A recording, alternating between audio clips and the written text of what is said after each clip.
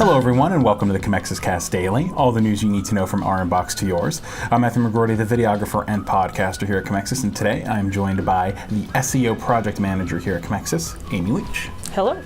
So today we are talking about Google's newest feature for SERPs, which is the multifaceted featured snippets. So you might remember sometime earlier in the month we talked about featured snippets, sort of what they were, what they are, how you can use them, potentially get one for your brand. So we'll very quickly and roughly go over them again. Basically, when you do a Google search of some kind, typically asking a question, sometimes you will have a little box that will appear typically at the top of the search saying, hey, here's what we think might be the answer to your question. So Google has now come out with multifaceted feature snippets. Something that we mentioned before was what happens if you have a question that's kind of not as easy to answer. And one of the things in the Google blog post from the past was, them talking about how they're going to potentially try and fix this. So this is one way that they're trying to do this. So multifaceted featured snippets will be surfaced for queries that are sufficiently broad enough to allow for more than one interpretation of what was submitted. And in these instances, the SERP returned will include more than one featured snippet with the original query rewritten as the questions the algorithm assumes that you were intending. So the one image that they give as an example, the question is, garden needs full sun?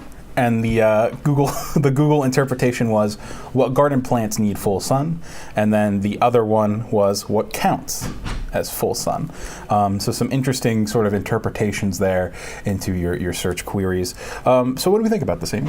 I think it's a logical next step for them, because they even said before that they realized that some search queries are, I think we could say a question is a bit of a loaded question. Yeah. Maybe people haven't quite figured out what their refined search is yet, and this is just kind of helping them get there. I know another example that they gave, and I think they might have given it last time when they were talking about rich snippets, was, is coffee good for you? Because it could be interpreted both ways. We've all probably seen articles where they say, yeah, actually it's not a bad thing, and other people saying, well, hold up a second, not too much, or what have you. So in this case, they're trying to kind of say something like, here's somebody saying here's some benefits, but here's somebody saying, hold up a second, here's some things that maybe you want to consider before you just go guzzling too much coffee every day. Absolutely. So they realize that when you have something that is more up to a bit of a personal interpretation, that maybe they have to give you more options. Or if you ask something that's a little too broad where they're like, okay, but hold on a second, I feel like you're not telling me everything I need to know about your question. Here's a couple of probably answers. One of them's going to work for you. Yeah, there was a piece on Search Engine Lane that talked about the multifaceted feature snippets, as well as the Google blog post, and both will be linked in our blog post of the podcast. But one of the things that they mentioned was how Bing kind of has their take. They released in December an AI-powered multi-perspective answers as part of their search engine. So something like, is coffee bad for you, or is coffee good for you?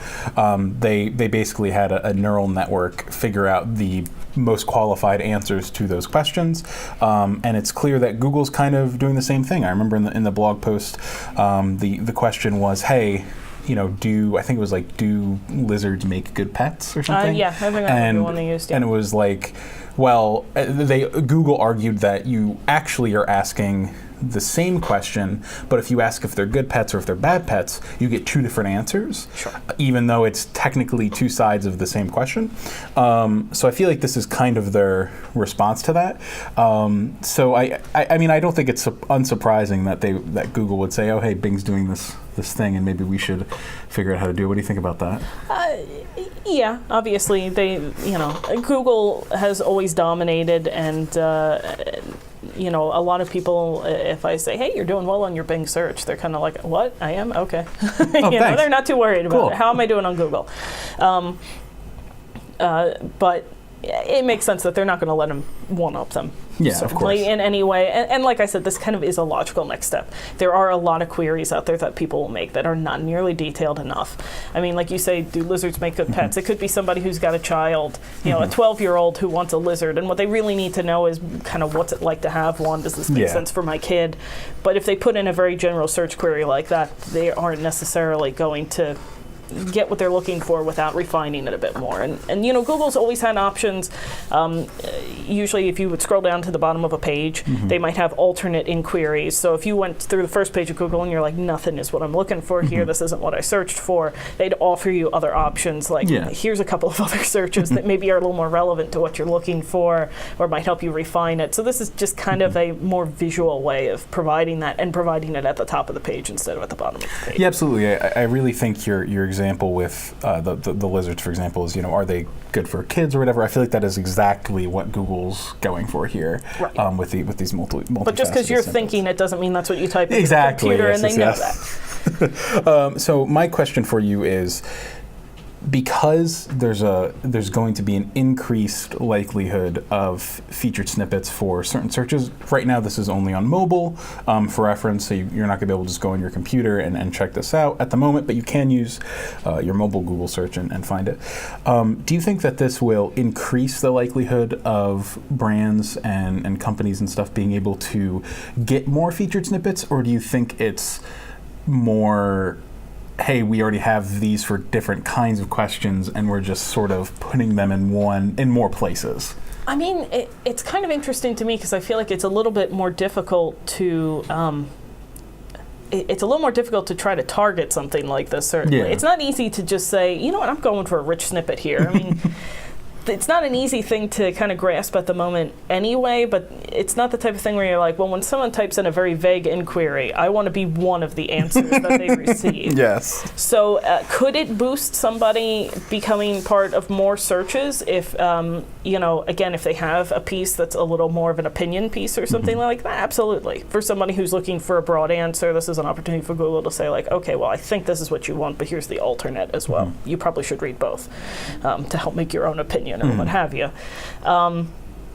So I could see it increasing for some people. I don't think it's not going to decrease it for anybody. It's offering more opportunities, but I don't necessarily think that it's the type of thing where you could or even should necessarily be planning for people to put in very broad, weird searches. There's just no way to know. You'll be one of the people that comes up for them. Yeah.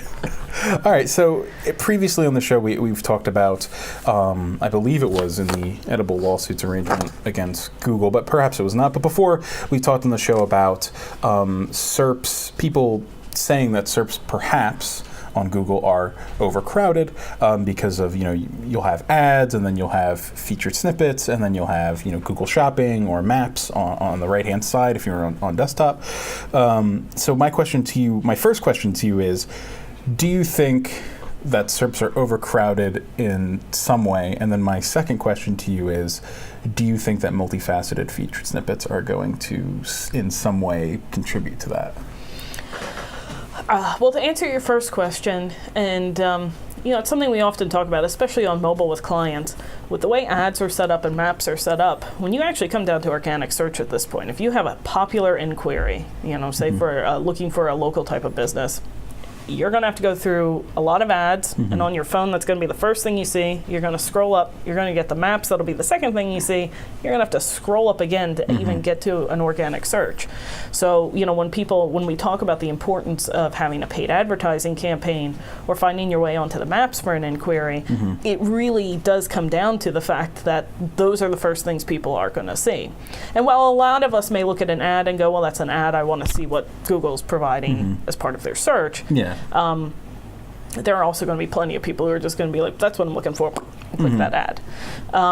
So is it a little crowded on there right now? Yeah, it's feeling a little bit crowded. Do I think ads are going to go anywhere? No, because Google makes money off of it. Absolutely not. So as long as ads are there and the maps are very helpful, and I think they do help a lot of people, it's probably going to stay a little bit crowded, dare I say it. If they pull anything away, it's most likely going to be something like organic search. They'll knock down the number of results or something if they think the page is just going on too long.